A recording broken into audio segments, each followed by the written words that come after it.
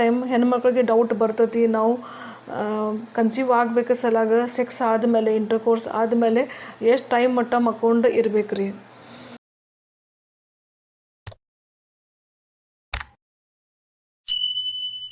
ಅದಕ್ಕೆ ಇವತ್ತು ಈ ವಿಡಿಯೋ ಒಳಗೆ ನಾವು ಡಿಟೇಲ್ ಒಳಗೆ ಅದರ ಬಗ್ಗೆ ತಿಳ್ಕೊಳ್ಳೋಣ. Hello, I am doctor Sunita Lodaya, fertility and reproductive specialist and practicing gynecologist since 25 years. ಯಾವಾಗ ನಾವು ಪ್ರೆಗ್ನೆನ್ಸಿಗೆ ಟ್ರೈ ಮಾಡ್ತೀವಿ, ಕನ್ಸೀವ್ ಆಗಕ್ಕೆ ಟ್ರೈ ಮಾಡ್ತೀವಿ, ಆ ಟೈಮ್ ಪ್ರಾಬ್ಲಮ್ ಬರ್ತೈತಿ, ಜಲ್ದಿ ಪ್ರೆಗ್ನೆನ್ಸಿ ಆಗಂಗಿಲ್ಲ. ಆ ಟೈಮ್ ನಮ್ದು ರಿಲೇಟಿವ್ಸ್, ನಮ್ಮದು ಫ್ರೆಂಡ್ಸ್ ಎಲ್ಲರೂ ಅಡ್ವೈಸ್ ಕೊಡೋಕೆ ಸ್ಟಾರ್ಟ್ ಮಾಡ್ತಾರೆ. ಎಲ್ಲರೂ ಹೇಳ್ತಾರೆ, ನೀವು ಸೆಕ್ಸ್ ಆದಮೇಲೆ ಇಷ್ಟು ಟೈಮ್ ಮಟ್ಟ ಮಕ್ಕೊಂಡು ಇರಬೇಕು, ಆಮೇಲೆ ಇದು ಪೊಸಿಷನ್ ಮಾಡಬೇಕು, ಇದು ಎಲ್ಲ ಅಡ್ವೈಸ್ ಕೊಡೋಕೆ ಸ್ಟಾರ್ಟ್ ಮಾಡ್ತಾರೆ. ಅದಕ್ಕೆ ಇವತ್ತು ಇದರ ಒಳಗೆ ಏನು ಸತ್ಯ ಐತಿ ಇದು ತಿಳ್ಕೊಳ್ಳೋಣ.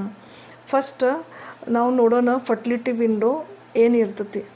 ಯಾವಾಗೂ ಸ್ತ್ರೀ ಬೀಜ ಎಗ್ ಓವರಿಂದ ರಿಲೀಸ್ ಆದಮೇಲೆ ಇದು ಎಗ್ ಟ್ಯೂಬ್ದ ಫಂಬ್ರಿಯಾ ಹೇಳಿ ಪಾರ್ಟ್ ಇರ್ತೈತಿ, ಅದಕ್ಕೆ ಕ್ಯಾಚ್ ಮಾಡ್ತೈತಿ. ಅದು ಕ್ಯಾಚ್ ಮಾಡಿ ಇದು ಎಗ್ ಟ್ಯೂಬ್ದ ಆ್ಯಂಪುಲರಿ ರೀಜನ್ ಹೇಳಿ ಪಾರ್ಟ್ ಇರ್ತೈತಿ, ಅಲ್ಲಿ ಹೋಗಿ ಕುಂದಿರ್ತೈತಿ. ಇದು ಎಗ್ ಸ್ಪರ್ಮ್ಸ್ ಅಲಾಗ ಅಲ್ಲಿ ಹೋಗಿ ವೇಟ್ ಮಾಡ್ತಾ ಇರ್ತೈತಿ.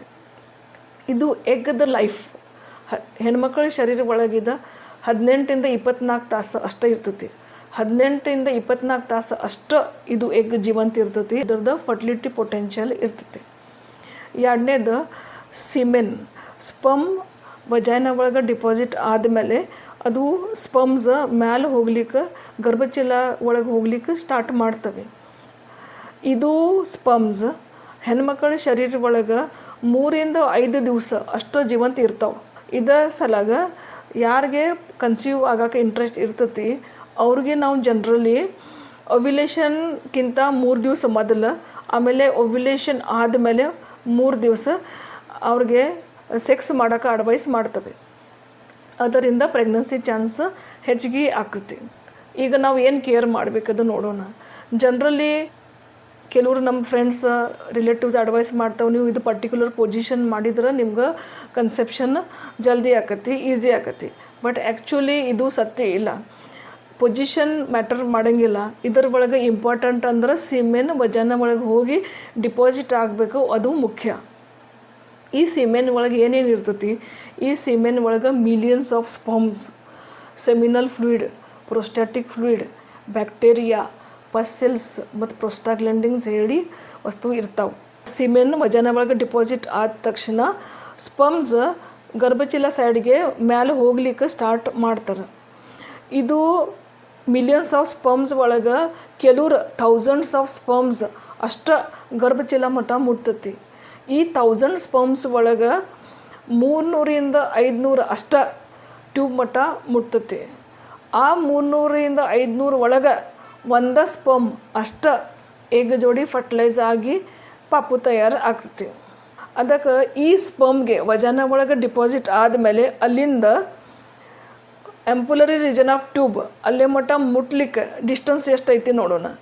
ವಜಾನಿಂದ ಟ್ಯೂಬ್ದ ಆ್ಯಂಪುಲರಿ ರೀಜನ್ ಪಾರ್ಟ್ ಮಟ್ಟ approximately distance is 15 centimetre, 15 centimetre ಅಷ್ಟು ಡಿಸ್ಟೆನ್ಸ್ ಇರ್ತೈತಿ. ಇದು ಡಿಸ್ಟೆನ್ಸ್ ಕವರ್ ಮಾಡೋಕೆ ಜನ್ರಲಿ ಹೆಲ್ದಿ ಸ್ಪರ್ಮ್ಸ್ಗೆ ಮೋಟಿಲಿಟಿ ಚಲೋ ಇದ್ರೆ ಜನ್ರಲಿ ಕೆಲವರು ನಿಮಿಷ few minutes is only required. ಅದಕ್ಕೆ ಯಾರಿಗೆ ಕನ್ಸೀವ್ ಆಗೋಕ್ಕೆ ಇಂಟ್ರೆಸ್ಟ್ ಇರ್ತೈತಿ ಅವ್ರಿಗೆ ಜನ್ರಲಿ ನಾವು ಇಂಟರ್ಕೋರ್ಸ್ ಆದಮೇಲೆ 10 to 15 minutes ಅಷ್ಟು ಮಟ್ಟ ಮಲ್ಕೊಂಡಿದ್ರೆ ಸಾಕ್ರಿ, ಅದು ಜನ್ರಲಿ ಅಡ್ವೈಸ್ ಮಾಡ್ತವೆ. ಎರಡನೇದು ಯಾರಿಗೆ ಕನ್ಸೀವ್ ಆಗೋಕ್ಕೆ ಇಂಟ್ರೆಸ್ಟ್ ಇರ್ತೈತಿ ಅವ್ರು ಇಂಟರ್ಕೋರ್ಸ್ ಆದಮೇಲೆ ವಾಶ್ರೂಮ್ ಒಳಗೆ ಇಮಿಡಿಯೇಟ್ಲಿ ವಜನ ಫ್ಲಶ್ ಮಾಡಬಾರ್ದು. ಇನ್ ಕೇಸ್ ಅವ್ರು ವಾಶ್ ಮಾಡಿದ್ರೆ ಅವ್ರಿಗೆ ಪ್ರೆಗ್ನೆನ್ಸಿ ಆಗಂಗಿಲ್ಲ, ಹಾಗೇನಿಲ್ಲ. ಕೆಲವು ಟೈಮ್ ವಾಶ್ ಮಾಡಿದ ಮೇಲೇನ ಪ್ರೆಗ್ನೆನ್ಸಿ ಆಗ್ಬೋದು.